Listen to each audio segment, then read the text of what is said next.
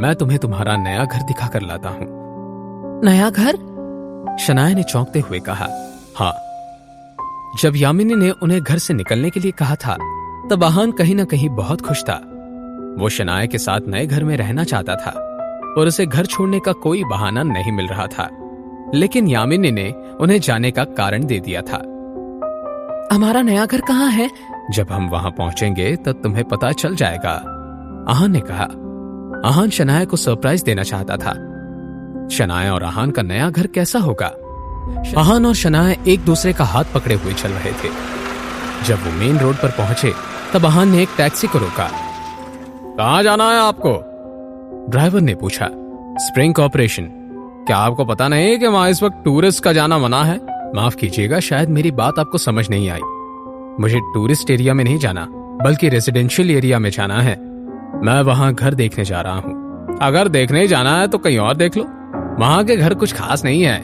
शिमला के बाकी घरों की तरह बहुत महंगे हैं। ऐसी कोई जगह देखो जहां तुम रहना अफोर्ड कर सको और जहां शिमला के बाकी लोग रहते हो। थैंक यू अंकल, पर मुझे स्प्रिंग कॉर्पोरेशन ही जाना है। जो सवाल शनाया के मन में था वो ये था, आहान ने घर कब खरीदा था और मुझको इस बारे में पता क्यों नहीं चला था? तभी शनाया को याद आया कि पिछली बार जब उसने घर छोड़ा था तब भी उसने स्प्रिंग कॉर्पोरेशन जाने की बात की थी, पर तब शनाया ने उसकी बात को मजाक में टाल दिया था। दोनों टैक्सी में बैठे और स्प्रिंग कॉर्पोरेशन की तरफ रवाना हुए। कुछ ही देर में वो स्प्रिंग कॉर्पोरेशन की सेल्स ऑफिस के सामने पहुंचे और ड्राइवर ने टैक्सी रोकी थी। स्प्रिंग कॉर्पोरेशन का रेजिडेंशियल एरिया भी अलग अलग हिस्सों में बटा हुआ था। सबसे पहले जो एरिया था वो घर थे। इनमें कोई भी अपने लिए एक घर खरीद सकता था और दूसरा एरिया बंगलो एरिया था। इस एरिया में पहुंचने के लिए थोड़ी सी पहाड़ की चढ़ाई करनी पड़ती थी। वहां पर सिर्फ 10 ही बंगले थे। इन बंगलों में शिमला के सबसे अमीर और जाने माने परिवार रहते थे। हम पहुंच गए। क्या आप गाड़ी ऊपर ले सकते हैं? ऊपर तो बड़े बंगले हैं भाई, वहां ऐसे ही कोई नहीं जा सकता। वहां जाने के लिए वहां बंगला होना चाहिए।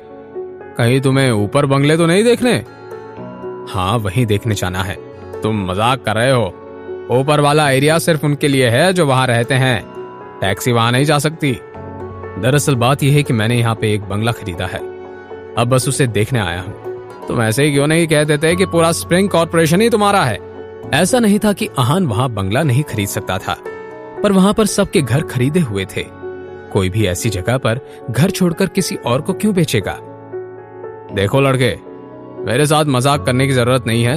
उतरो मेरी गाड़ी से। मुझे दूसरे पैसेंजर से भी पैसे कमाने हैं।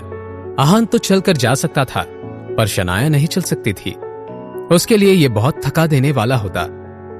अभी अभी तो वो हॉस्पिटल से डिस्चार्ज हुई थी। सर, आप मुझे ऊपर ले चलिए, मैं आपको एक्स्ट्रा 1500 रुपए दे दूंगा। क्या आप सच कर रहे हैं? आहान ने कुछ नहीं कहा, बस अपने वॉलेट से पैसे निकाले और ड्राइवर के आगे रख दिए।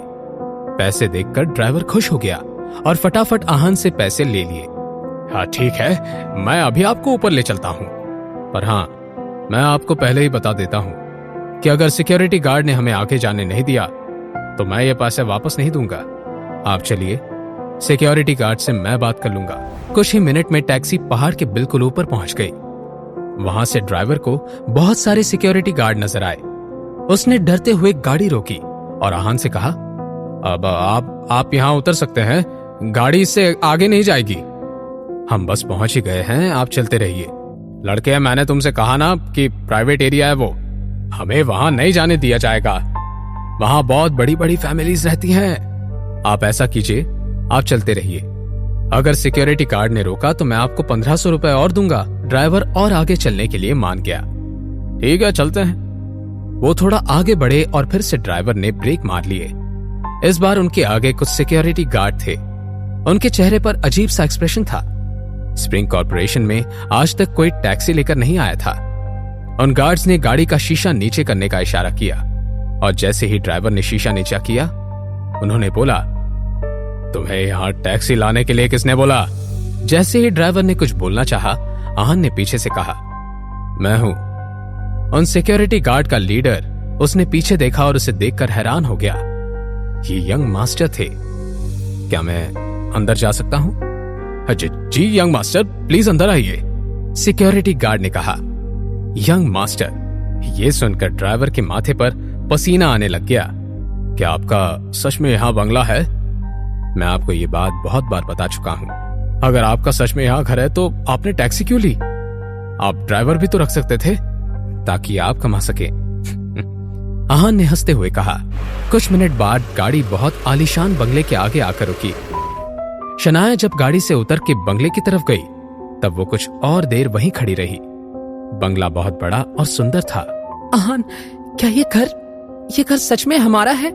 आहान ने स्माइल किया और शनाया के हाथ में घर की चाबी दी। ये घर हमारा ही है। ये रही कीज, ट्राई करो, देखता है खुलता है या नहीं। हाँ, तुम देखो। आहान ने जैसे ही चाबी घुमाई दरवाजा खुल गया। वो घर सच में उनका ही था। जब आहान ने दरवाजा खोला तो शनाया को चक्कर आने लगे। घर जितना बाहर से सुंदर था उसके अंदर से कई ज्यादा सुंदर था वो। शनाया को ऐसे देखकर आहान ने पीछे से उसकी कमर पकड़ ली और कहा, welcome to our home baby. घर देखकर शनाया के मन में सवालों का सैलाब आ गया था, पर इस वक्त वो कुछ नहीं बोल पा रही थी।